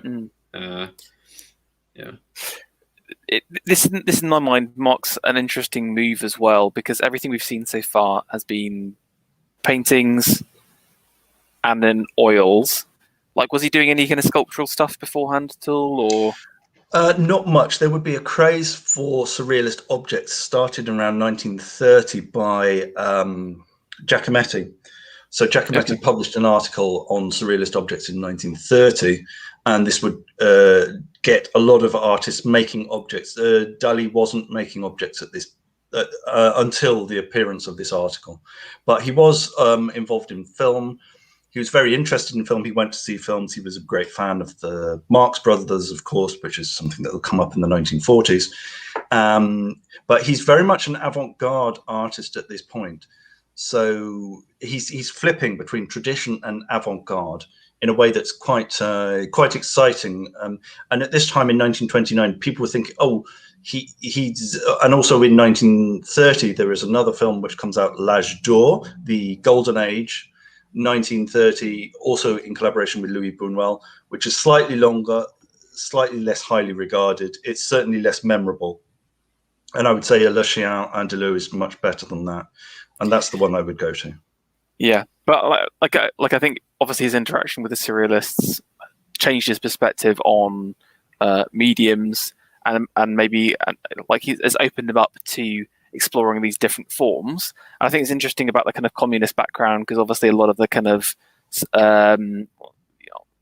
film, like art film, comes out of Russia, photo montage, etc. So there's that natural progression, but also film and these visual mediums now become will be in the long term very important for Dali in the future as well. So it's interesting just how early on it's kind of become a part of what he has to offer. Yeah. So this is a scene from it. Yeah. Yeah. Well, this is a scene from L'Âge d'Or. So that you get a view of the bishops or archbishops on the rocks. This is actually at Cap Crias. Cap Crias is close to Portugat and Cadaqués. So you have these fantastic rock formations which appear in Salvador Dalí paintings. So this is something that Dali wanted included in L'Âge d'Or. There's some debate about how much. So Le Chien Andalou was definite, like a 50-50 collaboration between the two. L'Âge d'Or, Salvador Dalí had less input in. We should also mention that with Le Chien Andalou was seen as an insult towards Lorca. Now, I should briefly mention that when Gala got together with Salvador Dalí, Dalí had this big falling out with his father. He also repudiated his sister, who had been up to that time very close to him, and he also repudiated Lorca. There was some sort of, they had some sort of reciprocal, they repaired their relationship a little bit towards the mid-30s, although they were kind of separated in distance, and they were thinking about collaborating and stuff. But 1929 is a big break in his life, because he goes from having his sister and his father and Lorca to going definitely with Gala splitting with the others, doing a little bit of work with Louis Buñuel, and then splitting with Buñuel as well. And I believe that Lorca had like a lot of unrequited love for Dali. Like, didn't he specifically write how he loved him and wanted to get together with him and was effectively rejected, or is that part of that kind of question as to Dali's sexuality and stuff? Well, apparently, according to Ian Gibson, I don't know how much detail I should go into. It's just interesting. Obviously, he's kind of found his kind of partner and then is sort of rejected. Well, basically, they were very close artistically and emotionally. They were always sort of collaborating on stuff. And Lorca tried to make love to Salvador Dali, and Dali couldn't quite go through with it, even though he had a great love for Lorca. He wasn't sort of repulsed by the physical act, but he just couldn't actually do the physical act. I believe the famous quote is that it hurts too much, is what he said publicly. So. At which point, I think I should mention Magritte, because people are discussing him in the chat. So Magritte and Dali had kind of a sort of friendly relationship, which turned into something of a rivalry. So Magritte was in Paris from 1926 to 1930. So Magritte is leaving just as Dali is arriving. Magritte felt that Dali stole quite a few ideas from him, didn't give him credit, and he also considered Dali a bit of a sellout later on, especially the commercial stuff. He spoke of very disparagingly of his burning giraffes, which is kind of one of Dali's more silly ideas. And basically Magritte was not terribly chuffed with Dali in the later period, although I think Magritte, when he was on holiday in 1929, he gave Anna Maria a painting to say thank you, and I think he also gave a painting to Dali as well. Of course, this was a time when Anna Maria was very close to Salvador Dali, and of course this is the point where he splits with Anna Maria and goes to Gala definitively. So the Magritte thing is their paths cross, but Dali doesn't really talk very much about Magritte, and Magritte was kind of saying catty things about Dali in private. Okay. Right. So classic surrealism. So this is Illuminated Pleasures from 1929. 1929 is basically the ground zero for the real Salvador Dali surrealism. So he produced some fantastic paintings at the end of 1929. So this is a classic example of sort of the Freudian thing. He had Salvador Dali had the paranoiac critical theory, which was basically there wasn't any theory at all. It was just Salvador Dali busking, basically. He was making things up as he was going along. But this is a collection of imagery related to the subconscious. So we had the lion for desire, the woman. So the woman jug, obviously being a receptacle, that's a Freudian symbol. Girl with buck teeth, man with a seashell on his shoulder. The recurrent image of the locusts in the box. Salvador Dali had a big phobia of grasshoppers and was sort of be paralyzed with fear, and his sister would have to remove grasshoppers from the house because he couldn't do it himself. In the background, you see like a sort of a mannequin head with a sort of swirly thing inside. This is probably taken from Giorgio de Chirico's metaphysical paintings of the 1910s. The two figures wrestling they're supposed to be the father and the son struggling. So this is the sort of the Oedipal complex. So you have also the man shooting. Yes, that's very good. Yeah, so you have the man shooting a cloud, an amorphous cloud. Now, interestingly, this is a collage and oil painting. So this building is not painted. It is a lithographic reproduction which has been cut from a book and pasted to the surface of this panel, because this is painted on a panel. And Salvador Dali has made some additions to it. Below that you have a knife, the bloody knife, the hands wrestling. So this is to do with conflict and castration anxiety. And you also have like the father figure embracing the woman as a sort of symbol of desire. Yeah, so obviously like a huge amount going on in the in the painting. You know, it's got that kind of dreamlike quality. Again, you mentioned that kind of the strong horizon line across here, the kind of desolate brown landscape lines, but then again you've got some of that like clear sky that we saw from some of his early works. You know, it's all about the kind of language of symbology. Like, how much do you think it is him just BSing, and how serious do you think he took it? Do you know what I'm saying? Because like, obviously there's kind of references to Freud, etc. But you mentioned about him busking and stuff. Do you think that he was trying to build up this symbolic language, or is this something that did it just sort of come with time?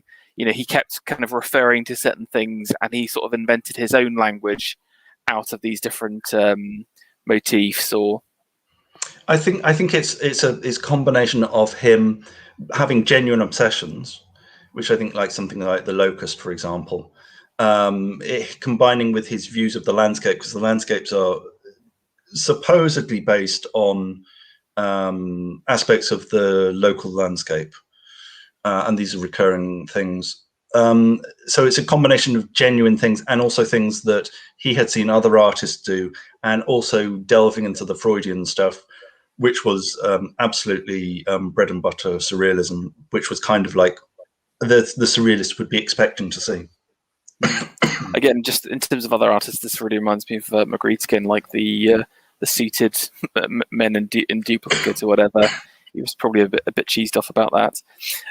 Just stylistically, you know, I was mentioning about those kind of strong cast shadows from that other artist. Again, that's like a definite sign here. You can see the kind of like shadows creating depth here. And then stylistically, I mean, he does these. It sort of reverts back to those deco stylized figures again. I think for a lot of this kind of period of work, you know, you can see the kind of almost kind of glossy hands here. There's so much kind of reflection of the lights coming on. But again, definitely, it's a mysterious and interesting picture. So I didn't know that about the lithograph here as well. So that's very cool that it's mixed media. But very, very interesting. Panama, what's your thoughts? Honestly, I'm kind of like thrown by it, which I kind of presume is the intention. I mean, I'm very sort of attracted to it. But the thing is, I haven't seen this particular one before. This gives me the vibe very much of his creative process, which I believe was to eat a large amount of cheese, and then sit in an armchair when he was quite tired with a metal screw in his hand. And then as he would fall asleep and have these very vivid sort of falling asleep dreams, the screw would fall out of his hand and wake him up. And then he could paint whatever he saw in the dream. I mean, like if there was ever one piece of his that I think would represent that, then it would be this. And I mean, this isn't to sort of say that it isn't thought out or planned or structured in any particular way. I think it's like most of his work, it's actually very intricately and sort of very conscientiously structured. But you know, it does have that vibe to it. No, I'm quite admiring of this. I just can't say anything in particular. Yeah, it's definitely got the kind of feeling of these little scenes and vignettes, and again the kind of these have almost become pictures within the picture. You know, little frames that we're seeing through again. The idea of the voyeur again coming through. So I think that definitely matches up. And to the style. In fact, one thing I really like about Dali is that nearly all of his works feature some kind of like desert landscape, which I think is part of a compulsion of being Spanish. I think, you know, there's always that kind of like sort of dusty horizon that you can. Hello? Yeah. Oh, sorry, I'm back now. Yes. I think Panama just cut off, but let's carry on to the next piece. Okay, so this is The Great Masturbator from 1929, very large painting. Again, you're seeing the common imagery of the locusts, of ants, of seashells, biomorphic forms. This is a giant sleeping head, which is supposedly inspired by the weathered rocks off on Cap Creas, so weathered by the rain and by the sea, which would make forms, organic forms, natural forms in the rocks. And Dali would interpret these in the way that people often interpret clouds. And so here, and you have the woman who is smelling the genitals of a statue by a lily. There's the lion's head of desire again, the Art Nouveau curlicues and holes, all set in a Dalinian landscape with the strong shadows and raking light. Yeah, the lily's interesting because again, that's normally a sign of virginity, because Mary would be depicted holding lilies or having lilies around her. So again, sort of inverting the symbology of the lily. That the head for me represents Dali, and this is kind of the dream of the woman smelling the testicles is sort of emerging out of the head itself. So again, you're seeing a dream, but it's also a dream of him dreaming itself. And then you've got kind of these little various little scenes at the bottom, like a man embracing what looks at first to be a woman, but is like some kind of like structure or a rock or something like that. The recurring lion. I think ants comes from Freud as well. I remember somewhere. So again, these again the conch shell. It's interesting how that's kind of been pulled in from some of the kind of early work. The kind of the hook and bait as well. So there's I don't know if that's intentionally in terms of the wordplay with bait and masturbator. I need to see what the translation is.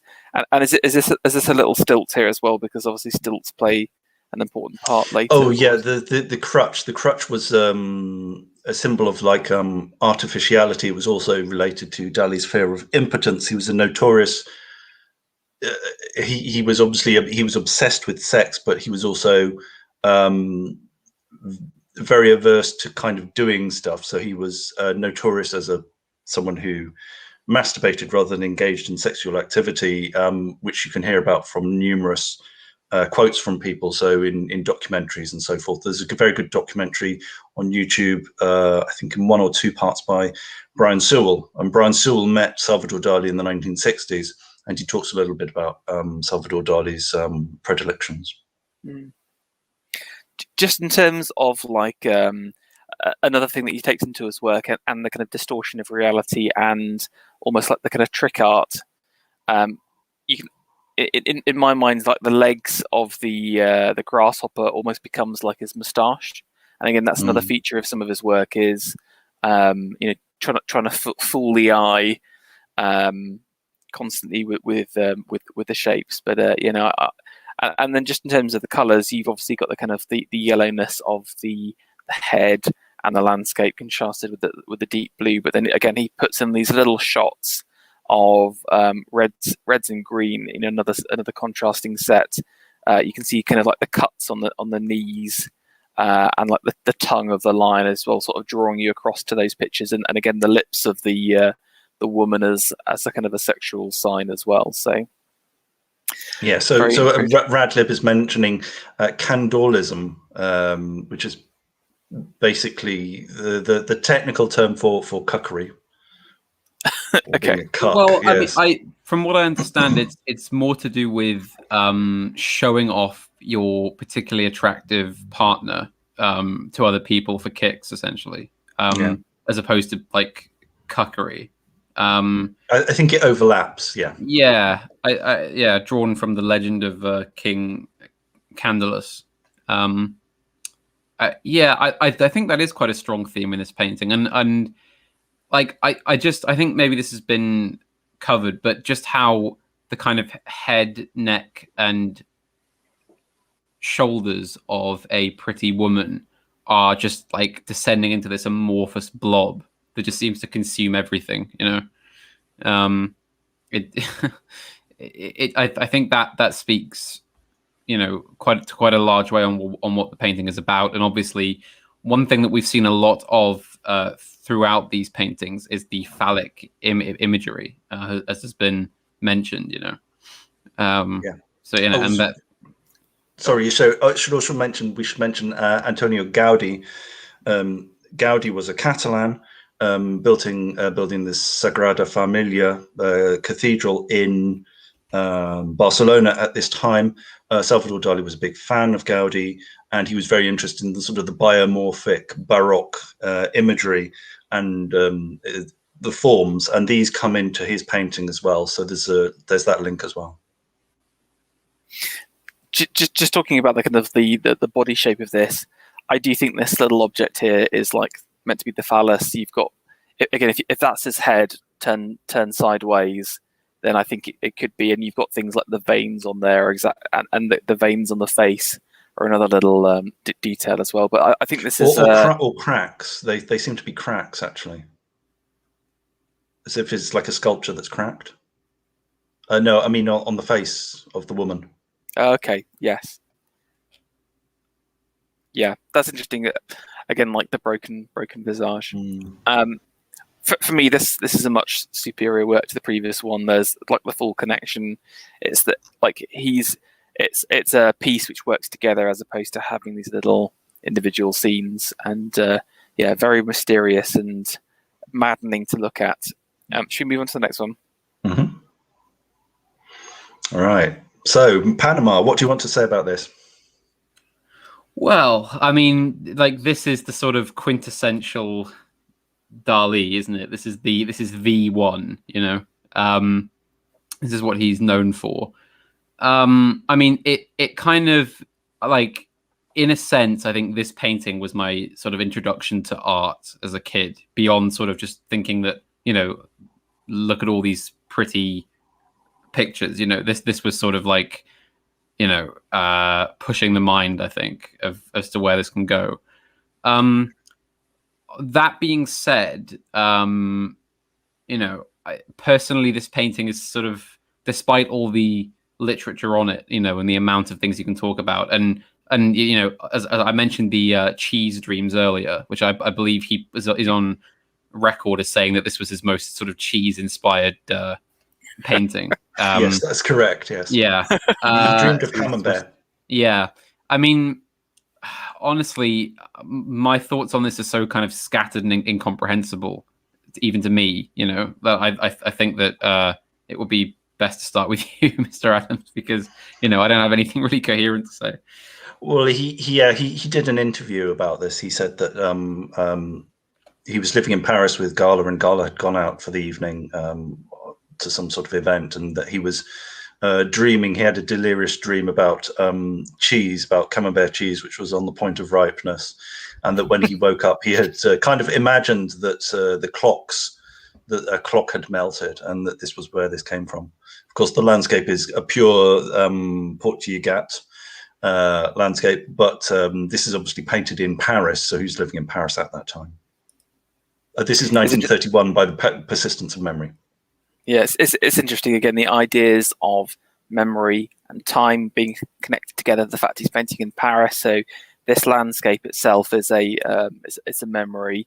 Now, obviously, this figure here, again, this is obviously Dali as a self-portrait. You can see from the eyelash and the moustache and the nose, but you've kind of almost got this kind of oozing substance, like a brain coming out. There's a couple of other interesting things in my mind, which is obviously the kind of clocks is about the kind of melting away of time, and yeah, trying to remember things. Now, just one thing to note here is just some of the highlighting here. So again, you've got like light coming down from the top here on the top surface, but on the side it's coming at it from a different angle. Can you see how the other facet is illuminated in a different way? So you've got kind of like almost like the sun up here at this point, and then the sun maybe setting or lower at a different point. So it's almost like different moments in time, depending on the angles. One question for you, Alex: do you have any idea what this thing at the back is? Is it almost looks like a swimming pool or like a? It is. I see it basically as a slab of sea. Now, what he does later on is he starts to divide things up and get things to float, and you have blocks of things. So you have blocks of earth, blocks of sky, blocks of sea, and so this is. I would see this as basically a slice of sea. As flat as a mirror. This comes up in some later paintings. I don't think there's a painting before that where he does this, and it's not actually made a big feature in the painting, but I think that's what it is. There's something desolate about it as well. There's almost kind of like a total lack of life. No vegetation at all, except this tree, which is dead. Yeah, exactly. And there's something, obviously, the closed pocket watch with the ants on it as well. Another important symbol. So, again, obviously, I like it probably not as much as the previous one, but it's definitely iconic. Does Magritte do some clock stuff as well? I'm trying to remember. Not clock stuff. He does melting stuff. If we do a stream on Magritte, we can point out some of the parallels, but almost always Magritte gets there first. Yeah, I was thinking it has some similar styles. Okay, let's keep on going. So this is let me get the details up for this. This is. Yeah, so there's 6 appearances of Lenin on a piano, 1931, classic early surrealist work. So you've got a figure. So according to Dali, the cherries on the chair relate to the Russian Civil War between the red and the whites, and we have 6 apparitions of Lenin on the piano. So Lenin, of course, was a sacred cow for the surrealists as communists. Of course, they revered Lenin. The problem was, of course, that they also followed the unconscious, and they supposedly had no boundaries. So theoretically, they could be painting irreverent things as well, but of course, that conflicted with their party loyalty. So that's obviously a reason why Salvador Dali got into trouble with Breton, as Panama mentioned. And then what's outside the door here? Is it just another?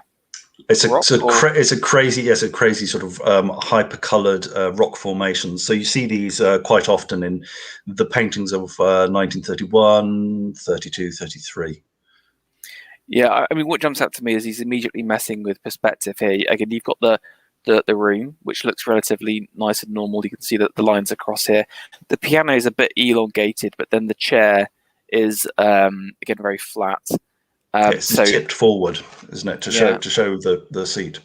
Yeah, exactly. So again, that kind of instantly gives it that dreamlike quality. I mean, I don't want to necessarily comment on the reds versus whites. Maybe it's the white armband, or like the white fabric versus the cherries. The kind of ripeness and lushness of the cherry being a good thing. I was also trying to work out the notes that Lennon's on. It looks like he's on a C and a G. Someone needs to play the Lennon notes to find out if it works harmonically, but I don't think it does. So it's all in the C major scale at least. So it definitely wasn't. So it definitely wasn't Dali just sort of spacing them out regularly. Definitely wasn't that. You're sure? It's all musical. I know, that's what I would. I'm being sarcastic. I don't know. I don't think that Salvador Dali could actually play any instrument, so I don't think he understood this at all. So, do we have any reasoning as to why he chose to make Lenin appear on a piano? No, because I think it was basically it was either a genuine dream, a genuine apparition, or he was trolling the surrealists. Okay. I want to. We haven't got a huge amount of time left, so I wanted to kind of bring on some of these last ones, if that's okay. Yep. So this is obviously Dali with Gala. Yep. So object making, one story about objects is that Salvador Dali made an object which included a glass of milk.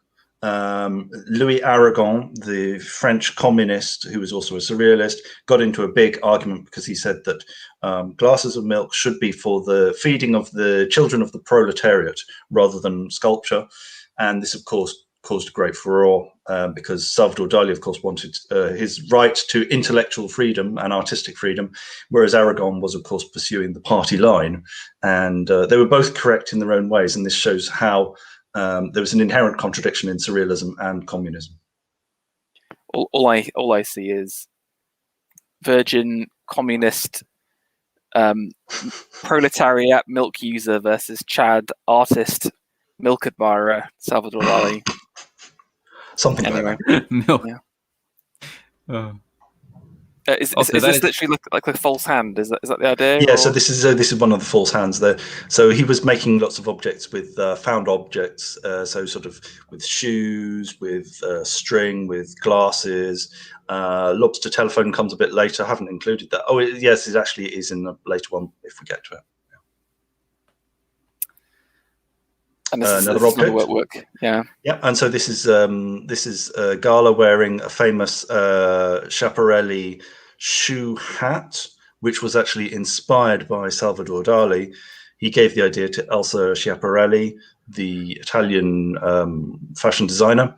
And Salvador Dali was good friends with both Coco Chanel and Elsa Schiaparelli, and they worked on several projects. So Salvador Dali was part of the fashion world as well, and Gala obviously likes getting involved. She was very keen to. She was very stylish, not particularly handsome, but quite stylish and quite slim. So she made an excellent model, and of course she was going to all these events and acting as excellent promotion for these designers. But she's got a strong profile here. Again, I think her profile's better than her. Three-quarter face, but I see what you're saying about like it's the fashion sits well on her. But again, I think that just going on to Dali again, it's just really interesting that he's kind of experimenting in these areas, both in terms of the found object sculptural work, but also fashion stuff as well. Coco Chanel, obviously a famous, relatively right-wing character as well, so it's interesting to see him building up those connections as well. But yeah, I love the shoe hat. It's a classic. Let's keep on going. Okay, nothing much to say about this if we're pressed for time, but this is basically another classic surrealist fantasy, including sort of sexual imagery. Spectre of Sex Appeal from 1934. This is a tiny painting. It's quite beautiful. So you see Salvador Dali as a child. This is not actually Salvador Dali as a child. It's taken from a photograph. Not of him, but it's sort of how he was dressed at the time. And this is a spectre of a assemblage, a horrifying assemblage, a giant assemblage on the coast of Portugal. I mean, it's a beautiful landscape in its own right, and then it's obviously just interesting seeing the interaction. It's a horrific image. They're kind of like the. You can see the bone coming through from the foot, and it's a bit of a nightmare. But then you can see the sort of head coming out of the rock across there, which is pretty cool. Yeah, so the rock is acting as the head, and you've got the two sacks acting as breasts. And again, the cracks coming through on the head again. Maybe that's another little motif. Okay, last couple here. So this is Jan Vermeer as a table, the ghost of Jan Vermeer, which can be used as a table. I love 1934. Yeah, so Salvador Dali was a big fan of Jan Vermeer. Jan Vermeer, Dutch painter from the 17th century. He liked the hyperrealism of Vermeer. And of course, Vermeer has lots of tables in his work, so it's always like people sitting down in their homes. So.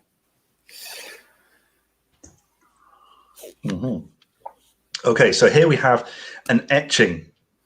Going to talk briefly about this because this is important for later on. So this is an etching from Les Chants de Maldoror, famous proto-surrealist book which was taken up by the surrealists. This is from an edition which was published in 1934. Salvador Dali made the designs, made the drawings of this. So this includes a baby being put through a sewing machine, being eaten by a man with a hydrocephalic head, atop by a melting watch supported by a crutch in a Dalinian landscape, obviously. So Salvador Dali does this drawing, does it in ink. Now, supposedly, he also etched this, but the truth is that he actually gave this design to a master etcher who drew the design on a metal plate in order for it to be printed. So Salvador Dali was handing over work to get others to make it for him. This will become very important later on when we talk about Salvador Dali's assistants and also the fakes. I mean, it's a really great work there as well. I mean, there's something unbelievably unsettling about the child being eaten. It's a classical motif. There's something of whatever is it Goya's Saturn in there as well. So kind of reference to kind of the kind of traditionalism. The fact he's got a bald head makes me instantly think it's his father figure as well. And then this dramatic landscape, and you've only got a few things in it, just a rock, and this kind of log thing here. But again, you're instantly no, it's Dali, and then just the single, the sort of Dali horizon there, with the flat kind of Spanish landscape, which I again absolutely love it. The fact that nearly all of his works feature that kind of scape. Yeah, and a little memento mori here again, like the discombobulated parts. Is he damaging the baby, or is he constructing it? Because it's almost kind of like he's building it from perhaps both various parts. Yeah, that's true. If it's meant to be his father, then it's kind of both, isn't it? Yeah. Okay, I think we should just draw a line there. There's still loads more to talk about, but there's lots of video in your remaining stuff, Alex. So I think let's draw a line there. Let's do a little sum up. Talk through any questions people have had from chat, and then we can wrap up. But just my thoughts are, it's already been quite a journey. Like, what was the date of that last picture? The last one was 1934. So we've got up to. We've reached we're in the middle of his sort of high period of surrealism, which runs from about 1929 to 1936, 1937, and then it tapers off quite dramatically. Yeah, and I mean, he's still disgustingly young at this point, isn't he, basically? Yeah, and he's fantastically handsome. He's really well connected. He's got so he's with this sort of very fashionable, well-connected wife. He's mixing in the best circles. He has great collectors. He's going to the best social events. 1936, he goes to America for the first time, and that's a big thing for him. 1938, I think he goes to Italy for the first time. Both of those great events, but they will also undo him because they will lead him into temptation, shall we say. Now, one point that was mentioned that I didn't address was that from Funk Finger was talking about what's the problem with pleasing everyone. The problem is that you get things like he has a hit with something like the persistence of memory and the soft watches, and he tends to overdo it.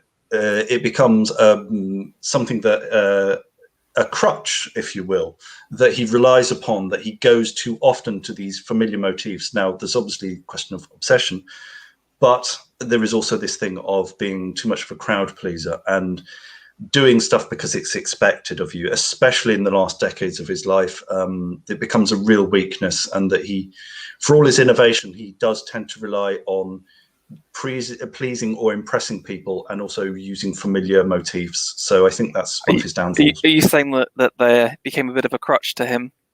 Yes, indeed, I am. Yeah. But Dali puns late at night, brilliant. Panama, what's your thoughts about the early period?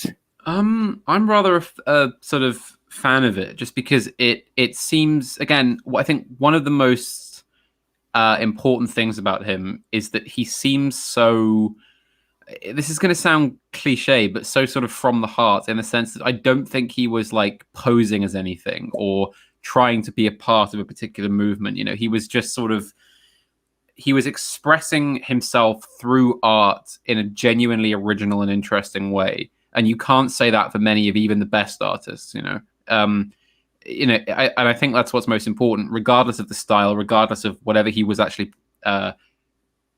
painting. The sheer power of the art itself is what comes through.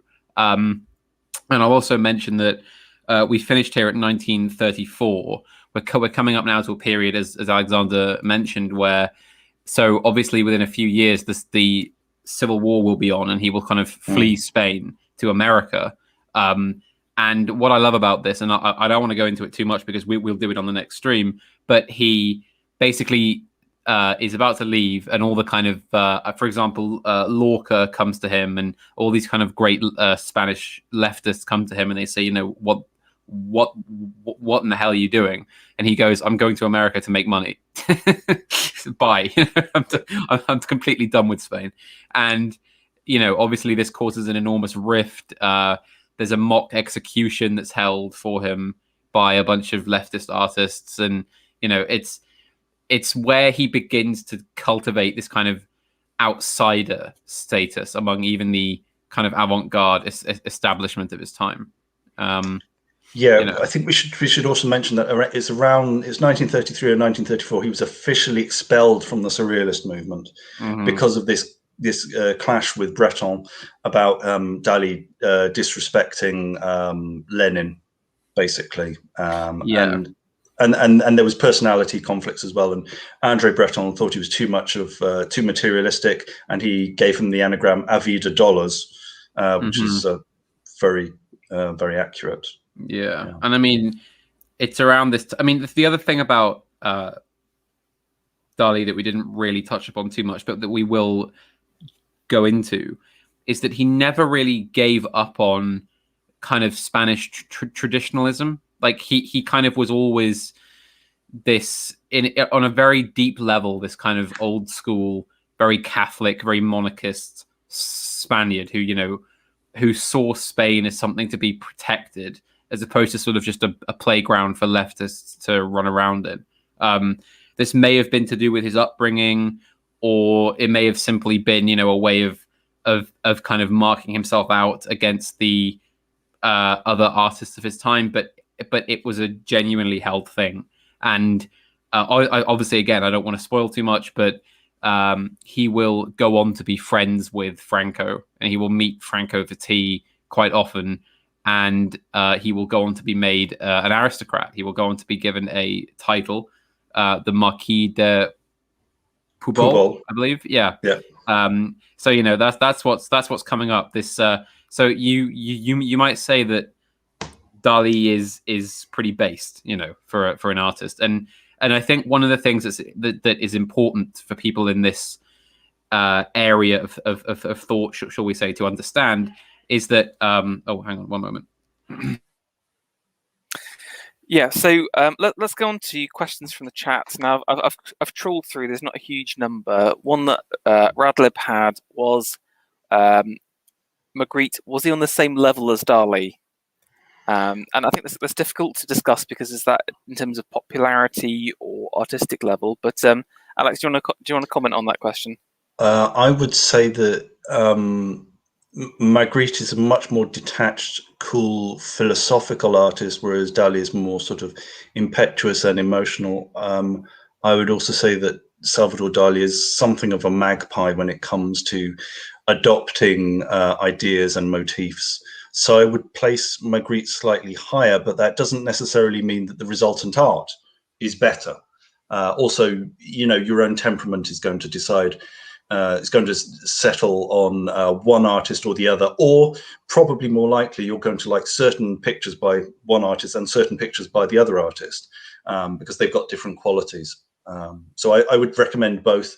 My personal preference is for Magritte, but I do have a softness for Dali. SD asked, can you confirm that Dali created the Chupa Chups logo? I believe he was involved in that design, yes. He was also involved in promoting and advertising Chupa Chups, yes. We'll have to dig out some of those adverts maybe for the next stream. Oh God, yes, there are some classic adverts which we can do. Yeah. Luke H asked, "Was Dali an atheist?" Yes and no. This will come up when we talk about his religious paintings. So he has a religious period that starts in about 1948, 1949. So I think it's best to discuss religion at that point. Yeah, like I think he has definitely a complicated relationship with that, especially based on his own, sexual leanings or whatever. But I would say certainly during this early period, it doesn't play a big part of his life or his work. I think perhaps rather than sort of atheist versus Christian, it would be better to view him as kind of a non-materialist in the sense that I think throughout his life, he definitely always had an idea that there was a spiritual realm. He was never sort of like a orthodox Marxist, I don't think, in the kind of materialist way. So I think that's probably a good place to I would agree. Yeah. And one last question: Do we ever talk about music? We have yet to have a stream on music, but maybe one day in the distant future. But I think that about wraps it up for tonight. Just a few things before we kind of have our closing comments. If you haven't already, please subscribe to the channel. We were just under 1,000 count to show the art. I've been pumped. I've been excited. I was watching the count. But we haven't made it for this stream. But next time, please like and subscribe, and let's get us over 1,000. And 1,000, we can show off all the wonderful competition artwork and have a great big party over it. Come on. Yes, exactly. Six people we need. Come on, you can do it. Yeah. Do you perhaps have anything going on that you want to talk about? I know, Alex, you've been on a lot of podcasts recently. Yep, thanks. I would say, before I mention that, the bit of housekeeping, in the last video I mentioned a guy who did videos about disasters, 10, 15-minute videos. The channel is Fascinating Horror. And he's pretty good. He does these videos about disasters and fires and sort of things sinking and stuff. Anyway, that's quite fun. If you've got 10 or 15 minutes to kill, that's quite a good one. Yes, I've been on some podcasts. If you go to Bournebrook Magazine, that's Bournebrook with a U, all one word, and then magazine, you'll find 2 interviews with me. One from last week, a general one that goes on for about 90 minutes, talking about general culture. And then there's a recent one that went up today where I talk about activism in modern art galleries, especially in publicly funded ones. So if you go to that channel, you'll find 2 interviews with me there. Wonderful. And also, please, if you haven't already got a copy, Alexander Adams' Iconoclasm book. We're going to get a Penguin edition at this rate. It's flying off the shelves. Oh, thank you very much, Pharaoh. Is Alexander Adams on Twitter? He is an elusive character. I am on Twitter. I don't tweet, but if you want to follow me, you can send me messages. So I do check messages, but I don't tweet publicly. But I am in contact with people. I'll tweet out his handle after this, and I'll put it in the description as well if you wish to follow him and DM him. Okay, Panama. What have you been up to? I have not been up to very much in terms of what I can promote here. I promise I will be making some more videos soon. And I've also just been really preparing for the conference in August, which, I hope everyone is looking forward to. Sorry, they call it the event. The event. So I urge anyone that hasn't already to consider buying tickets, because I think it's going to be quite good. That's basically all I can chill at the moment. Any videos coming up? It's always there's always a few being worked on at once, and then what'll happen is one afternoon I'll have free. I'll just go, right, I'm doing this now, and then I'll just sit down and for about sort of 4 or 5 hours just do a video and then put it out. I have a graveyard of scripts for videos that will never be written. Mm-hmm. But maybe one day. Okay, wonderful. please, like I said, subscribe. We'll be doing part 2. I'm hoping for maybe 2 weeks' time, but it will happen when it happens. But thank you so much for listening and tuning in your comments. We will catch you all later. Good night. Yes. Goodbye, Bye-bye. everyone.